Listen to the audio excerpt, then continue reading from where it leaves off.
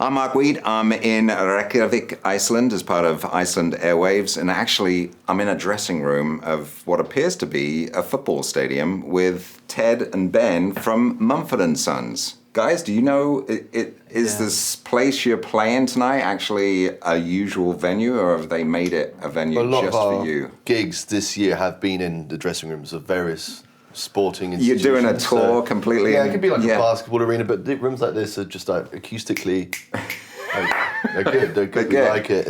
We like it. Yeah, right. And it's more intimate. It's intimate. You're tired of doing the stadiums and the whole. Yeah. It's just easy like this. So. Keeping it real. Yeah, keeping it real. Well, they got a pitch outside, and I don't know if you're big soccer fans, but Iceland, they're in the World Cup. I know. And America isn't. I know. I'm Welsh. I know, and you shouldn't even like Wales football. aren't in it either. I know. North Scotland. No, I know. It's like... It's crazy. But to be fair, Iceland were very entertaining last year. They were. And we're excited about seeing them again. Right. In the summer. I think it's going to be great. Yeah. They're so proud. That's I the know. best. That's the thing about being here is you just... That kind of national pride is powerful. And that thing the fans do. What was it? The volcano. The volcano. We'll get the volcano going tonight, I think. Oh, nice. We'll try. That'll be awesome. All 30 people in the dressing room, we're doing the volcano. Yeah. Well, speaking of volcanoes, did you get any time to trip around the country? Is this your first time in Iceland? It is for most of us, isn't it? I think, It's actually kind of similar to most of our touring schedule. It's about exploring the world and doing it through music as a vehicle. So we were we genuinely started the conversation as we would like to go to Iceland. Lucy, our agent, can you please call up Iceland Airwaves and see whether we can do a gig? That's how it worked. Yeah. That's a beautiful thing. Yeah. It's awesome. We've wanted to come here for our entire life as a band and before, we wanted to come here. Yeah. And it's one of those things, great festival, awesome lineup this year. Please, can we come? We want to go and check out the volcanoes. Well, good for you. Yeah.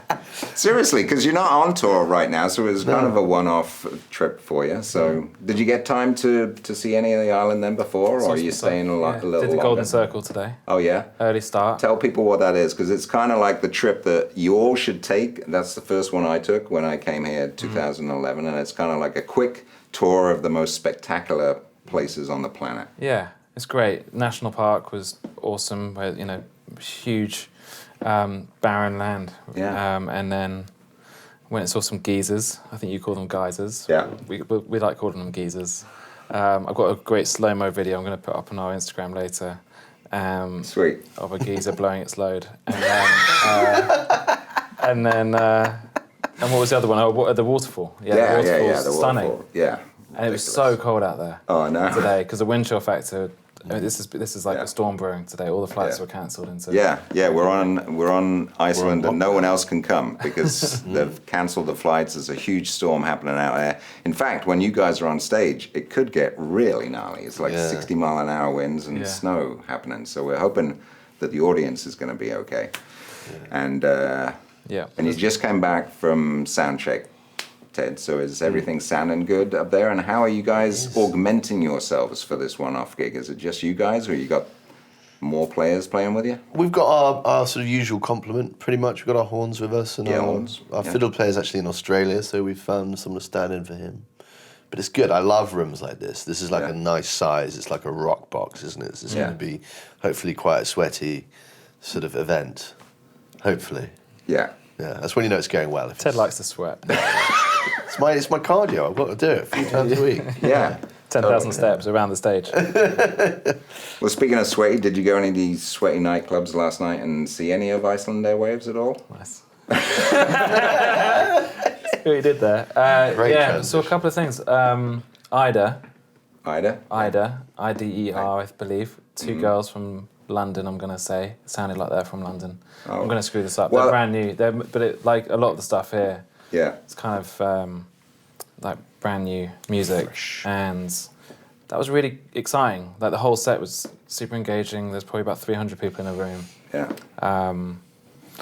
And maybe 20 people had actually heard the music before, but everyone was in, which is, I think it's a good sign of a festival that's obviously been around for 20 years now. 18, 20 years. It's like people are still here for the right reasons. It hasn't kind of morphed and seemingly, it's our first time here, but it doesn't seem to have been corrupted by time and lost its way. Right. And then I saw Michael Kiwanuka because I love him and I've known him and worked with him for a long time. I know was on your label. Yeah, Was we still work with him as a promoter, but he's just like the nicest guy. Yeah, you got a nice story about meeting Michael and how that all started. Fairly simple, really. He was a session guitarist in London, kind of helping out. Yeah. Working in various studios, and then he started writing his own songs. And he was based in Camden, which is obviously quite a famous district of London for music.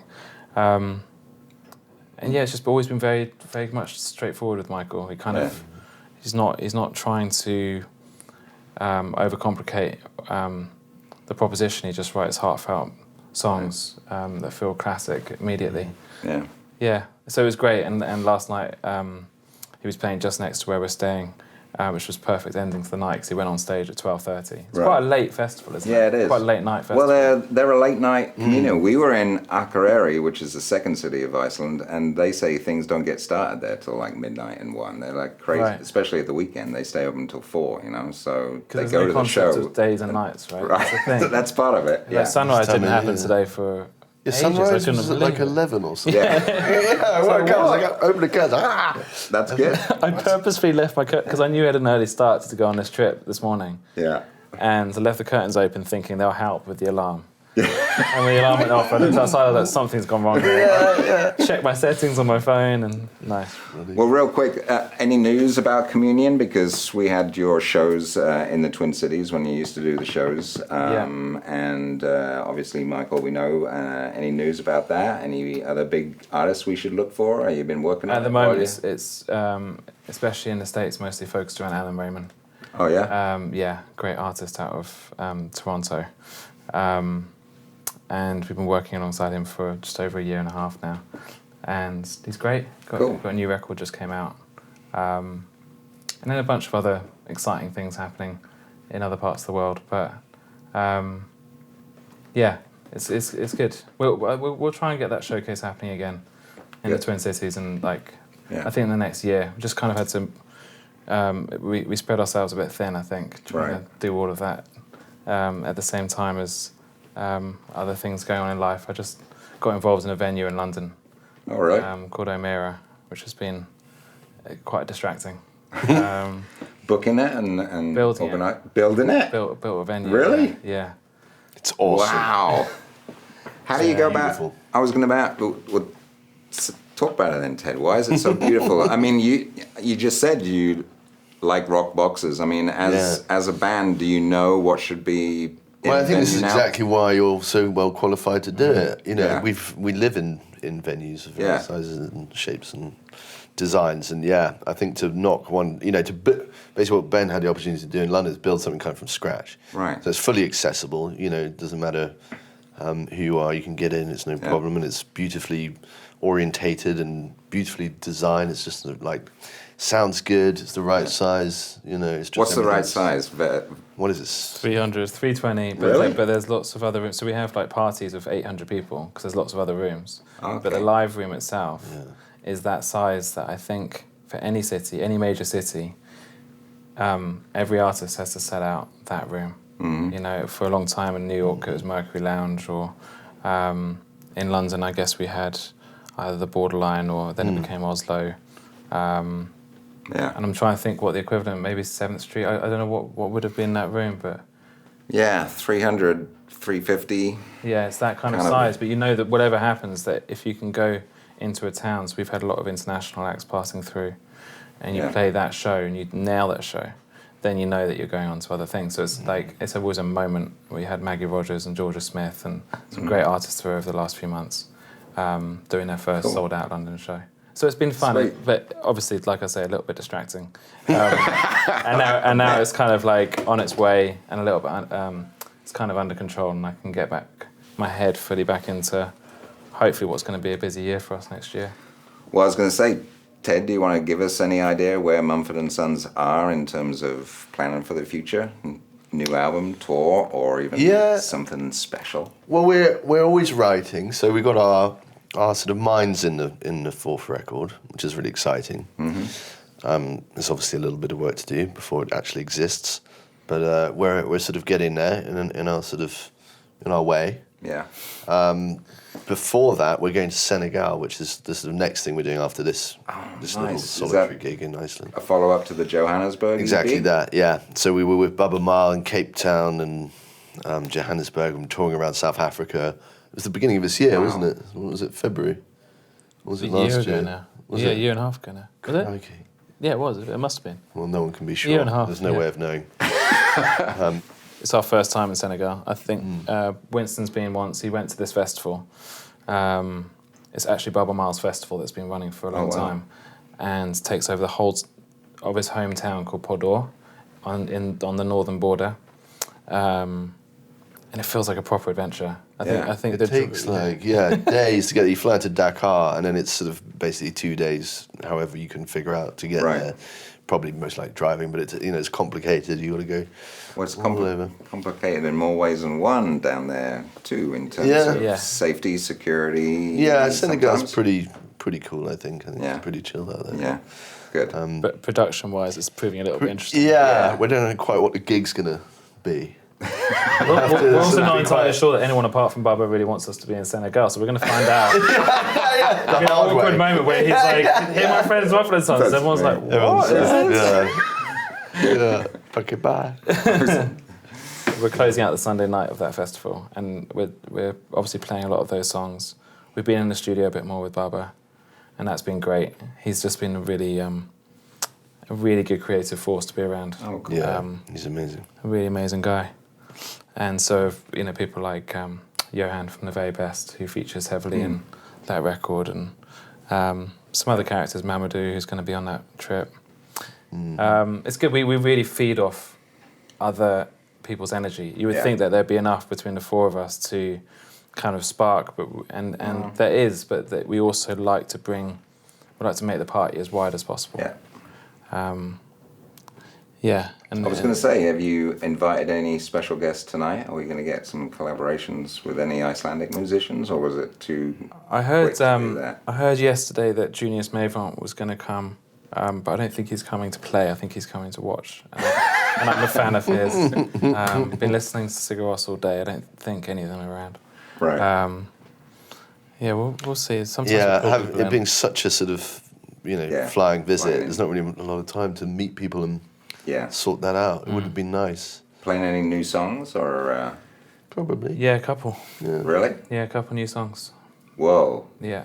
Any details about that? Can you tell us, for those who won't get to see the show, titles or what they might? Can you hum them? One of them. Humming them might not really do them justice. We're working on them for like months. It goes something like this. And that like guitar tone finally disappears. But Blind Leading the Blind, and If I Say, they've been with us for a couple of months now. But obviously the first time in Iceland, as are all the songs tonight. Right. Yeah. But yeah, we like playing new songs when we can. Good. We're not going to drop any other ones, are we? Unlikely. Yeah, unlikely. I was thinking about that today. It'd be quite fun. There's no way to practice. I mean, it's hard to practice. Just do the a cappella version as you suggested. Everyone sings their parts. Yeah. Pling, pling, pling, pling. And any other plans right away? Have you got to leave? Or are you going to get a chance to tour around Iceland more? Everyone's got various things. It's tricky. I think we're both going tomorrow evening, aren't we? So it's just a 2-night visit, but I'm coming back. I'm totally fascinated by Won this over place. by it? Yeah, in a big way. Yeah. So yeah. And with the beard, you look like you're good long just hair. for the occasion. Yeah. Yeah. Yeah. Going Thory on it. Should get you a little helmet with the Vikings. Yeah. That'd be a good look That'd be tonight. nice. Yeah. I saw a guy Chainmail. busking on the street today with the full Viking helmet with the faceplate down and What was the vibe? What was he playing? What sort of stuff? It sounded like it was an Icelandic folk tune, but Cool. in English. Right. He was doing it in English. Oh. Yeah. I've been trying to answer the question: why is it that the Airwaves Festival is so much of a success, and that they have so much great music coming out of Iceland? I mean, have you any idea, as a musician, why that could be possibly? I've not really been here long enough to fully figure it out, but I've been so sort of almost moved really by the sort of intensity of creativity here. Yeah. You feel it straight away, and you walk around. A lot of the murals, there's lots of street art and stuff like this, and some of it's like really, like mixed media, really fascinating stuff I've not seen anywhere else. Like there's obviously something just in the water, I suppose. Maybe it's acid or mushroom. But yeah, everyone's just buzzing creatively. It's beautiful. It's amazing. Yeah. It's beautiful. I don't know exactly why. But. And maybe for the festival, the fact that people actually, like us, want to come here as a destination anyway, means that it will never get tired. It's like sometimes people would put a festival on in a city that you can go to any point, and it's not like. Yeah. Honestly, I think I've talked to people about this before. It's one of the reasons why I think South by Southwest was such a success, was because a lot of people around the world, the idea of going somewhere so hot with barbecue and beer was quite like an amazing idea. You know, where there's like cowboys. Go to Texas, an excuse to go to Texas. It was an excuse to go to Texas. It's an excuse to go to Iceland. So it kind of, I think anywhere that can carry its own weight without, and then the music almost follows perhaps when it comes to the festival. But then, there seems to be amazing Icelandic music for a population of 320,000 or something like that. It's ridiculous. I mean, Minneapolis and St. Paul both have more people in them than Iceland, which when I learned that, I was just like, that's ridiculous. Yeah. So finally, let's end there. Have you guys got any, when people talk about the Twin Cities, do you have any feelings about it, good or bad? Is it a market for you that's been good? The last time we were going to come and say hi to you guys, it was sadly the night that Prince died, and that's right. That day, and then we were playing at the arena in St. Paul. XL, yeah. I think when we went out after that show, and we were down at First Ave with everyone that evening, and you could really feel the community spirit, which is so strong. I think it comes. It's been there many different trips. We've noticed it, but around something like that, it's a strange day. It was strange but powerful at the same time. We ended up doing a gig because it felt like people wanted to. Yeah, it's a nice thing to do sometimes, to be able to gather around music. Yeah, especially in that situation, and so, but that the environment, it just. Yeah, I think that it's a special part of America from our point of view. It's been kind of one of the most important parts of the States, because every time we come, we feel like we're as connected as we are in some of like the coastal cities, and being a London band, to feel like it's got that kind of cosmopolitan cultural vibrancy that not everywhere has got across some of the middle of the States. So we will continue to hold it as a place to prioritize and spend time in. Somewhere we look forward to. It is, isn't it? Yeah. It always will be. Yeah.